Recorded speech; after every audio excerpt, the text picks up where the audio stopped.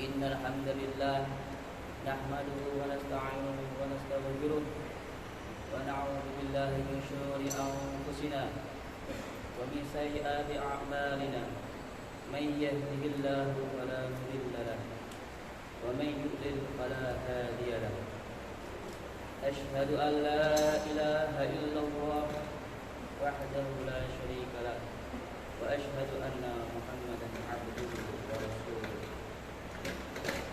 اللهم صل على محمد وعلى آل محمد كما صليت على إبراهيم وعلى إبراهيم وبارك على محمد وعلى آل محمد كما باركت على إبراهيم وعلى آل إبراهيم إنك حميد مجيد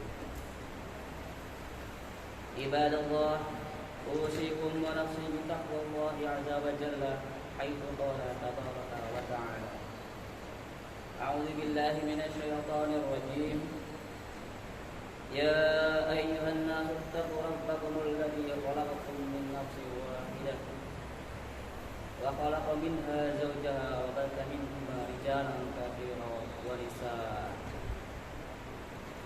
واتقوا الله الذي تساءلون به والأرحام إن الله كان عليكم رقيبا وقال يا أيها الذين آمنوا اتقوا الله وقولوا قولا سديدا يصلح لكم أعمالكم ويغفر لكم ذنوبكم ومن يطع الله ورسوله فقد فاز فوزا عظيما فإن أصدق الحديث كتاب الله وخير الهدي هدي محمد صلى الله عليه وسلم وشر الأمور محدثاتها وكل محدثة بدعة وكل بدعة ضلالة وكل ضلالة في النار أما بعد. Jemaah salat Jumat rahimakumullah, kami wasiatkan kepada diri kami juga kepada jamaah sekalian dengan wasiat yang sangat mulia. Mari tingkatkan iman dan takwa kita kepada Allah Azza wa Jalla. Mari pegang teguh syariat-syariatnya. Mari tegakkan syariat sholat wajib 5 waktu.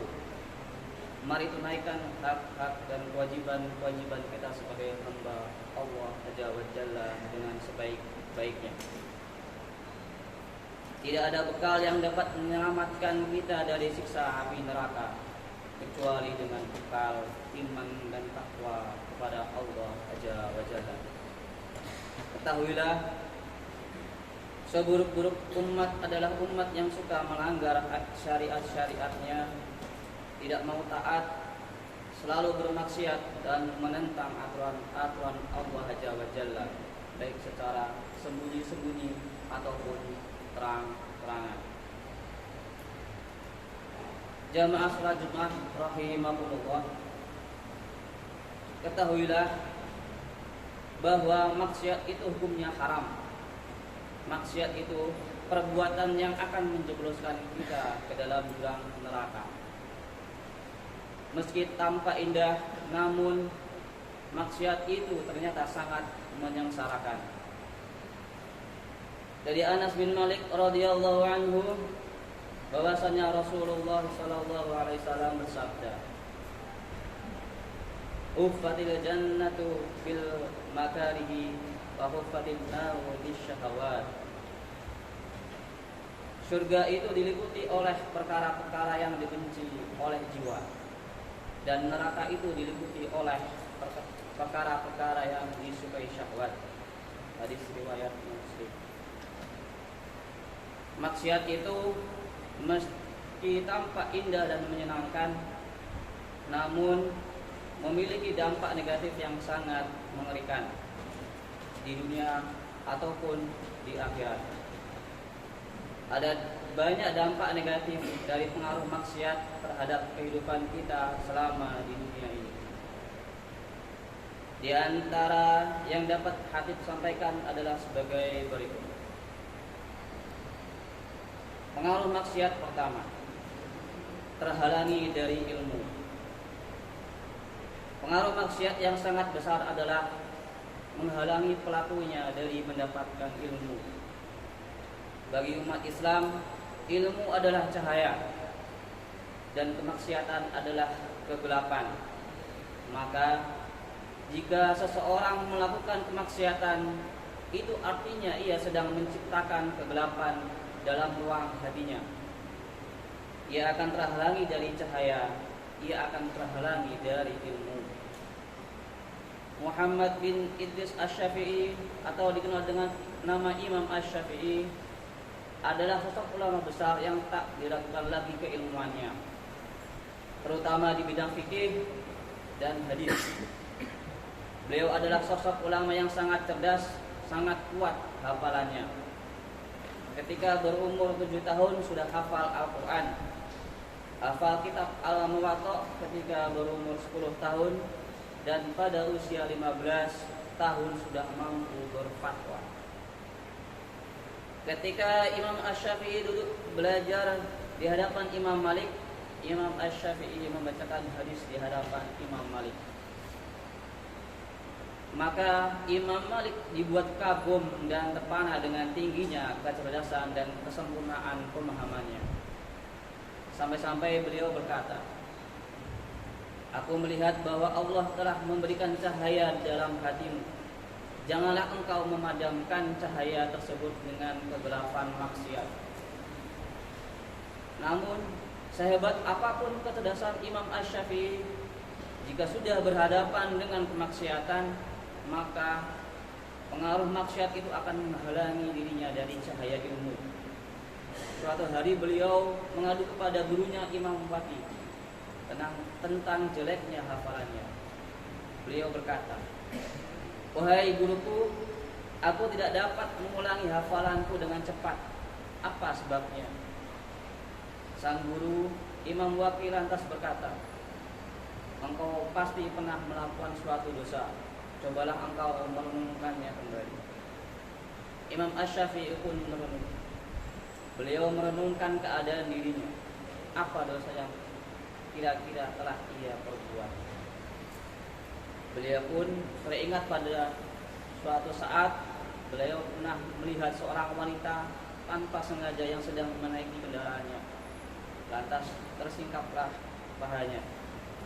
Ada yang mengatakan yang terlihat adalah mata kakinya. Lantas setelah itu beliau memalingkan wajahnya. Beliau melihat kaki wanita yang tidak halal baginya. Lantas beliau menyebut dirinya bermaksiat, sehingga ia lupa terhadap apa yang telah ia hafal. Hafalan beliau bisa terganggu walaupun karena ketidaksengajaan. Jamaah sholat Jumat rahimakumullah. Pengaruh maksiat yang kedua adalah terhalangi dari rezeki. Sebagaimana ketakwaan itu akan mendatangkan rezeki, maka sebaliknya meninggalkan ketakwaan berarti membuahkan kemiskinan dan kefakiran. Poin utama syaratnya rezeki terkadang bukan karena seseorang kurang dalam berusaha. Seseorang yang merasa bahwa rezekinya tidak kunjung datang perlu introspeksi dan memeriksa dirinya. Maksiat apa yang pernah atau sering ia berbuat? Karena maksiat dapat menghambat keberkahan dari rezeki Allah, maka agar rezeki segera lancar adalah dengan berzikir dan memohon ampun kepada Allah Subhanahu wa taala. Rasulullah sallallahu alaihi wasallam bersabda, "Inna rajula la yahramu rizqa bid-dambi yusibuhu." Sesungguhnya seseorang terhalangi rezeki dikarenakan dosa yang dilakukannya. Hadis riwayat Ibnu Majah. Jamaah salat Jumat rahimakumullah. Pengaruh maksiat yang ketiga, terkucil dari manusia yang baik. Jika Anda mendapati seseorang yang terkucil dari manusia yang baik, sangat mungkin sekali itu adalah pengaruh maksiat yang ia perbuat.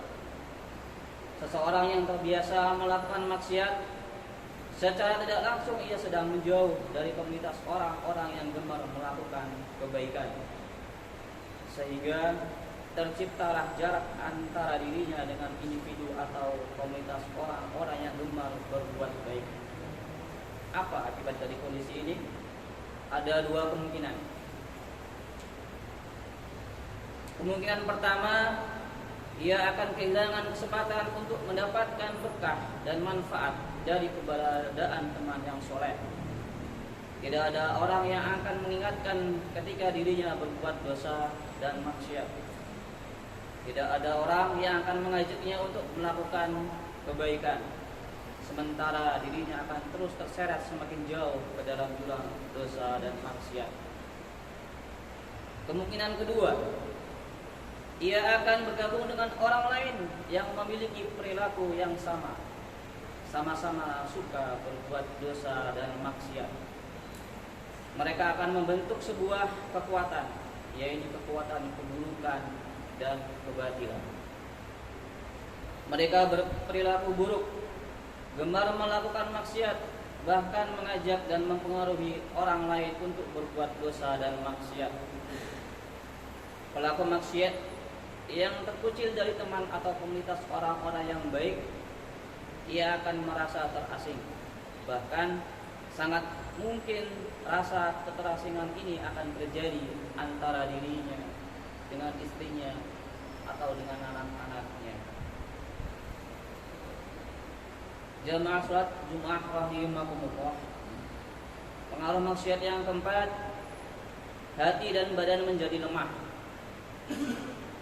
Pengaruh maksiat juga berdampak pada lemahnya hati dan badan. Hati yang sehat dan kuat adalah hati yang dipenuhi oleh cahaya sebagai buah dari ketaatan. Semakin banyak amal ketaatan, semakin banyak pula cahaya yang masuk ke dalam hati, maka hati juga menjadi semakin kuat dan sehat. Sedangkan hati yang sakit dan lemah adalah hati yang dipenuhi dengan kegelapan sebagai buah dari kemaksiatan. Semakin banyak melakukan dosa dan kemaksiatan, semakin banyak pula kegelapan yang meliputi hati, maka hati juga menjadi semakin lemah dan sakit.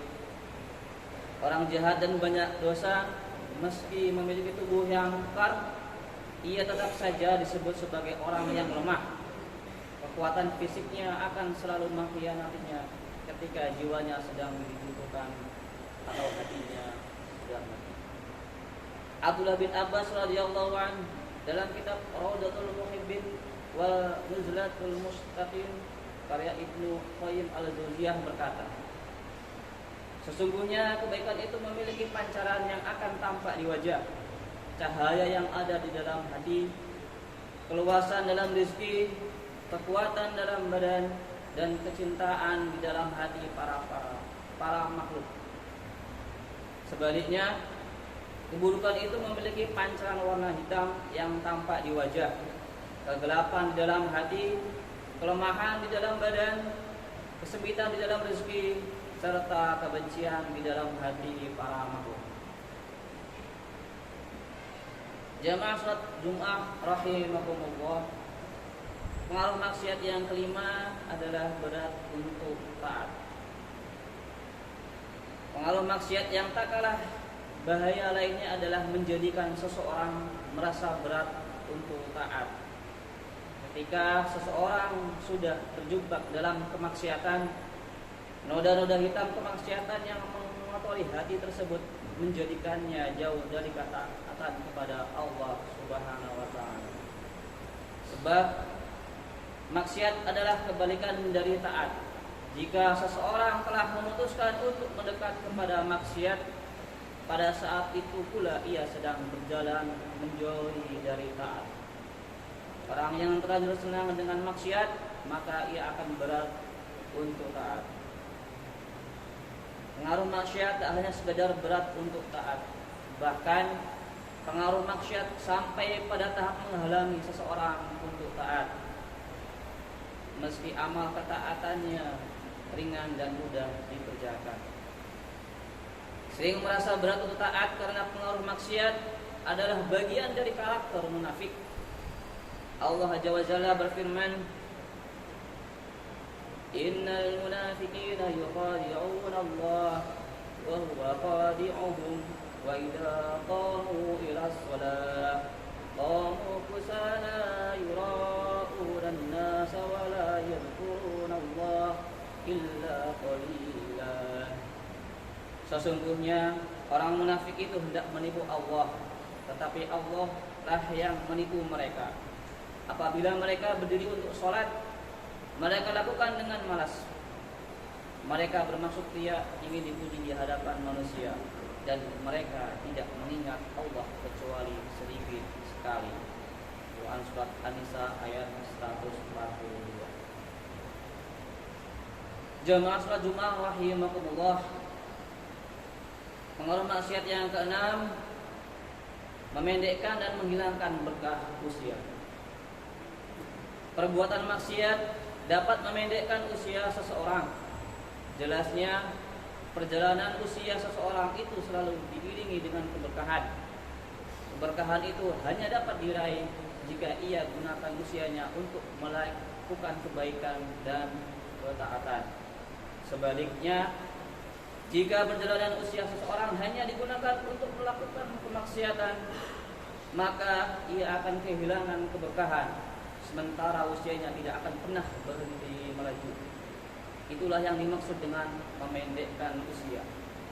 Jadi, pada prinsipnya, amal ketaatan itu akan menambah usia, sedangkan maksiat itu akan memendekkan usia kehidupan yang hakiki. Jika usia yang sangat pendek yang kita miliki habis digunakan untuk maksiat, lantas apalah artinya kita hidup di dunia ini? Percuma saja memohon kepada Allah Azza wa Jalla agar diberi umur panjang jika kita hanya akan menambah dosa dari kemaksiatan yang kita lakukan. Allah Azza wa Jalla berfirman, Yawaddu ahaduhum law yu'ammaru alfa sanah wa ma huwa bimuzahzihihi minal adabi ay yu'ammar. Masing-masing dari mereka ingin diberi umur 1000 tahun, padahal umur panjang itu tidak akan menjauhkan mereka dari azab. Surat Al-Baqarah ayat 96. Begitu dahsyatnya pengaruh maksiat terhadap kehidupan kita di dunia ini, semestinya membuat kita semakin takut kepada Allah Azza wa Jalla. Takut atas siksanya. Kemudian rasa takut tersebut semestinya menumbuhkan sikap taat dan patuh terhadap syariat-syariat Allah Azza wa Jalla. Lalu sikap taat dan patuh tersebut terwujud dalam bentuk melaksanakan seluruh perintahnya dan menjauhi segala larangannya. Semoga kita semua diberi kemudahan oleh Allah Azza wa Jalla untuk menjadi hamba yang bertakwa. Barakallahu li wa lakum fil Qur'anil 'azim.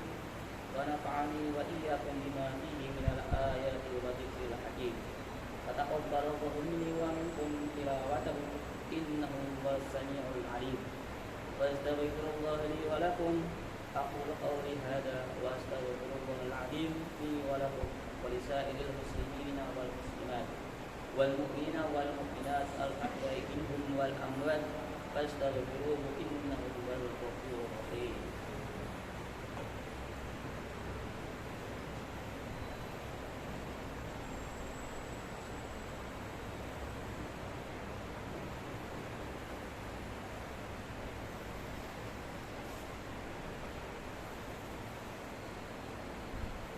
Alhamdulillah hamdan katsira kama amara.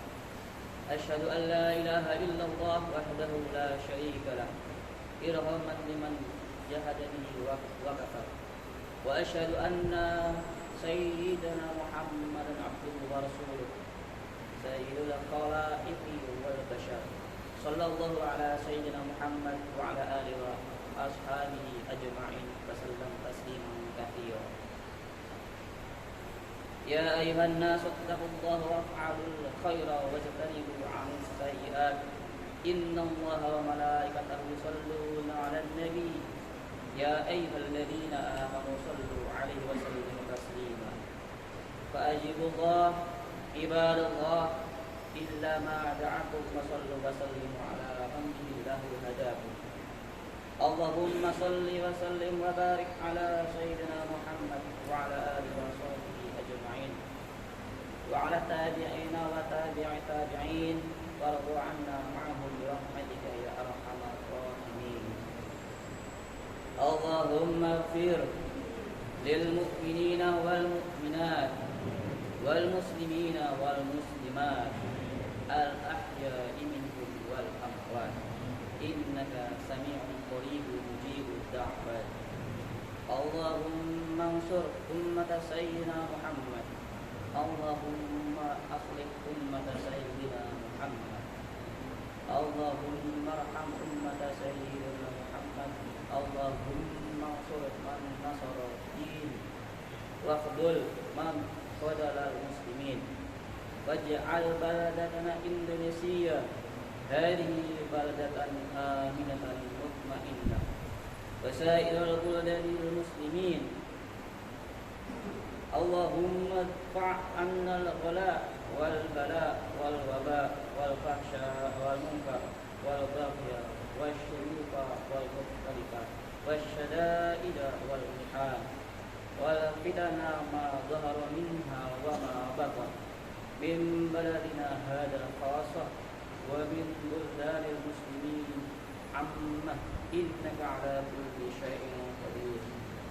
ربنا اغفر لنا ولإخواننا الذين سبقونا بالإيمان ولا تجعل في قلوبنا غلا للذين آمنوا ربنا إنك رؤوف رحيم.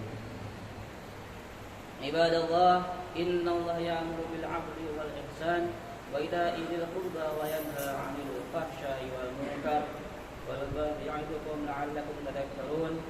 واذكروا الله العظيم يذكركم واسألوه من فضله يعطكم ويهدكم ولذكر الله أكبر. أقيموا الصلاة.